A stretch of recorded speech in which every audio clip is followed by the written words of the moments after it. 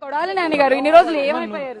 ఎక్కడ ఏమైపోవడం ఏంటమ్మా, మీ ఇల్లు ఎక్కడో చేస్తే రోజు వచ్చి కనపడే చెప్పండి. అంటే వల్లభనేని వంశీ నీకు కాదమ్మా, రాధాకృష్ణకి నీకు బిఆర్ నాయుడు గారికి మీ పేర్లు యువతకు వచ్చి కనపడి వెళ్తారు రోజు. అంటే అంతకుముందు చాలా యాక్టివ్ గా ఉండేవాళ్ళు, బాగా మాట్లాడేవాళ్ళు, కమెంట్స్ గవర్నమెంట్ లో ఉన్న యాక్టివ్ ఇప్పుడు ఏం చేయాలి? భయపడుతున్నారా ఇప్పుడు? దేనికి? గవర్నమెంట్ లో లేనందుకు మాట్లాడితే ఏమైనా అరెస్టులు చేస్తారేమో అని. కాదమ్మా, నీ ఉద్యోగం పీకేసిన కూడా యాక్టివ్ గా ఉంటావు, మైక్ పట్టు తిరుగుతావా?